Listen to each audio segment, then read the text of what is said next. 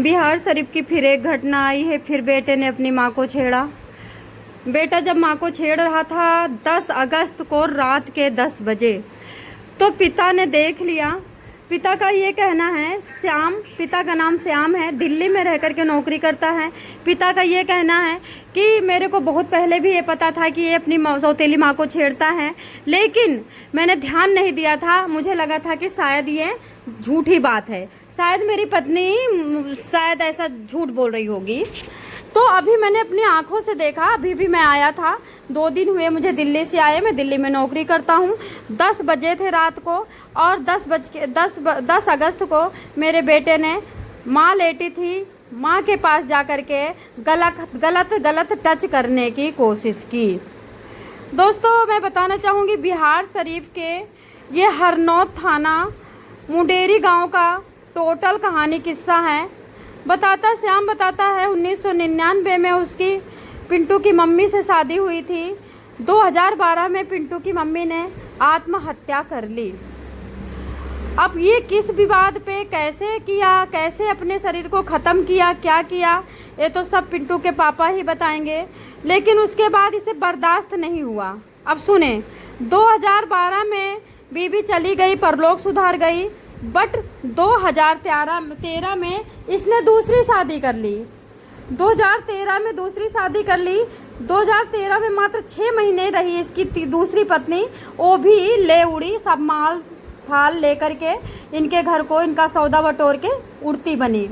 इसको फिर बर्दाश्त नहीं हुआ, इसने तुरंत 2014 में लास्ट में फिर शादी कर ली। जो शादी 2014 में की है, उस शादी को अभी जोड़ करके अगर जोड़ा जाए तो 12-13 साल हुए हैं। बीबी का नाम नीलू है। तीसरी शादी से उसे 2 बच्चे हैं। श्याम दिल्ली में रह कर के, पहले भी मैंने बताया जैसा कि काम करता है। घर में कभी 6 महीने में या साल भर में आ जाता है। पिंटू 1999 में शादी हुई थी पहली, उसका बेटा है। अभी पिंटू 22 साल का है। पिंटू अपनी सौतेली माँ के साथ रह कर के छोटे मोटे घर के काम करता है, पढ़ाई करता है। नीलू का कहना है पिंटू अक्सर उसके साथ गलत हरकत करता है। अब बताइए, अब क्या बताया जाए इस कहानी के बारे में। अक्सर गलत हरकत करता है, अक्सर गिलास तोड़ देता है, अक्सर गुस्सा होकर के कपड़े फाड़ देता है, लेकिन बार बार कोई गलत हरकत करता है तो उस पर कोई कदम एक्शन नहीं लिया गया। ये बताते हैं मैडम जी, अक्सर गलत हरकत करता रहता है। 10 अगस्त को रात पिंटू उसके साथ गलत हरकत करने का प्रयास कर ही रहा था कि श्याम ने देखा तो बड़ा विरोध घर में मचा। लड़ाई झगड़ा, दंगा, कपड़ा लत्ता फेंकी फांका शुरू हो गया। इस बात पर अब बर्दाश्त नहीं हुआ श्याम को पिंटू के इस आदत से और इस गंदी चीज़ से। मतलब श्याम को बिल्कुल एक प्रकार से गुस्सा और क्रोध आ गया। रात भर विवाद बढ़ता गया। फिर जब सुबह आने का टाइम हुआ थोड़ा सा, तो अब इनसे बर्दाश्त नहीं हुआ तो श्याम ने क्या किया, अपना गमछा उतारा और पिंटू के गले में डाल के कस दिया। अब पिंटू थोड़ी देर तक वहीं पर छटपटाता रहा। उसके बाद फिर वो निढाल हो गया। उसके बाद इसने क्या किया, अपने दोस्त को बुलाया, शैलेंद्र राम, बड़े भाई को बुलाया, दीना साओ, अपने एक चाचा की मदद ली। 3 लोगों की मदद से एम्बुलेंस में लाश को लादा, पटना जिले के अथम लगोला के पास गंगा नदी में फेंक दिया। थाना अध्यक्ष अमरदीप कुमार ने बताया कि हत्या के बाद शव को गायब करने की सूचना पर पुलिस गांव पहुंची थी।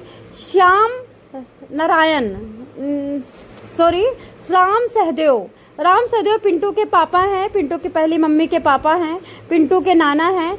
उनको जब पता चला तो भागे भागे रोते चीखते गए और उन्होंने नामजद रिपोर्ट लिखाई अपने दामाद के नाम।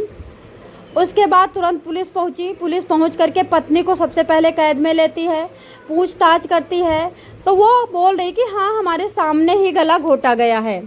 मतलब हमारे पति इतना गुस्से में आ गए थे कि जब उसने देखा कि बेटा गलत हरकत कर रहा है तो उसने गला घोट दिया। पुलिस ने जांच पड़ताल चल रही है। पुलिस ने दोनों को, श्याम को, नीलू देवी को हिरासत में ले लिया है। अब गांव में लोगों से पता तलाश जारी है, कर रहे हैं कि कहीं ऐसा तो नहीं है कि सौतेली माँ ने किसी लालच में या धन संपत्ति के चक्कर में आकर के बेटे पे इल्ज़ाम लगाया हो। उसके बाद अब ये नीलू सिंह 2014 में शादी हुई थी, अब ये अभी देखो 55 साल का था ये श्याम नारायण। तो अभी नीलू सिंह अभी लड़की ही थी, तो हो सकता लड़की के मुंह में नई पत्नी थी और बेटे को जोश जोश में ख़त्म कर दिया हो। और अब पूरी संपत्ति का अधिकारी नीलू सिंह के 2 बेटे हैं, नीलू जी के 2 बेटे हैं, अभी 2 बेटों को मिल जाएंगे। ऐसा अक्सर होता है, अपने बच्चों को पूरी विरासत देने के चक्कर में बहुत पहले केस आए हुआ है। तो ऐसा नहीं है कि कहीं पिंटू भी इन्हीं लोगों के लालच का भाजन बन गया हो और उसके बाद किसी को पता ना चले। तो पुलिस का कहना है कि हम जांच पड़ताल जारी कर रखे हैं। हम गांव में जाते हैं, रिश्तेदारी में जाते हैं, पता करते हैं, अगर कहीं ऐसा कुछ हुआ तो इन लोगों को छोड़ा नहीं जाएगा, कम से कम इन लोगों को जेल में सड़ा देंगे।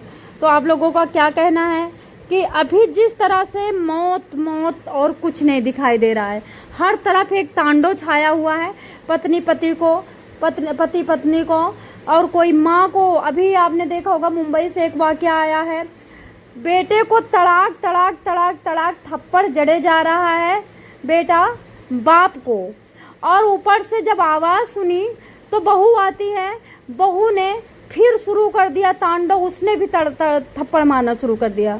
उसके बाद जो पत्नी होती है, मतलब माँ होती है, वो बेटे को जब छुड़ाने की कोशिश करती है तो बहू क्या करती है, सास को खींच के लेके जाती दूर, मतलब ये मान के चलो कि 10 फुट दूर ले जाती है और जीने के नीचे लिटा करके जीने से उठ ना पाए इतना मारती है लातों घूंसों से। अब क्या कह सकते हैं, कलयुग तो फिलहाल कलयुग में कुछ ऐसा ये नहीं है कि कलयुग में गलत होगा, क्योंकि सतयुग का जब बारी आई थी तब भी त्रिजटा थी, उल्टा सारी स्त्रियां रहती। जैसे पूतना ने श्री कृष्ण को मारने की कोशिश करी, उसी तरह सूर्पनखा ने सीता जी को मारने की कोशिश करी। उसके बाद और सी बहुत सारी मायावी राक्षस हुआ करते थे। कंस के राज में आपने देखा होगा, इधर राम भगवान के राज में मारीची वगैरह सब ये थे, तो सुबाहु वगैरह। तो अभी पहले भी ऐसे अत्याचार होता था, लेकिन पहले गायों को अत्याचार और ऋषि पे अत्याचार होता था। अभी सिर्फ पति पत्नी आपस में घुट घुट के मरे जा रहे हैं, कट कट के। अब क्या कह सकते हैं, इस घटना को सुनाने का मतलब ये था कि सुधरे, आध्यात्मवाद से जुड़े, अपने को इतना बड़े महाराजा धीराज ना समझें। भगवान के चरणों में बड़ी बड़ी बलाएं टल सकती हैं, हमें ऐसा लगता है, और इसके भगवान के अलावा कहीं सुख नहीं है। आप चारों दिशाओं में जा करके और उसके बाद सर पटक के वापस आ जाओ, आपको भगवान के चरणों में ही सुख मिलेगा। और ये जो हत्याएं हो रही है, भगवान से दूर होते जाना, रिश्तों से दूर होते जाना, अपनों को बदनाम करना, अपनों से नफरत करना, गैरों को गले लगाना, यही उसी का अंजाम है। धन्यवाद।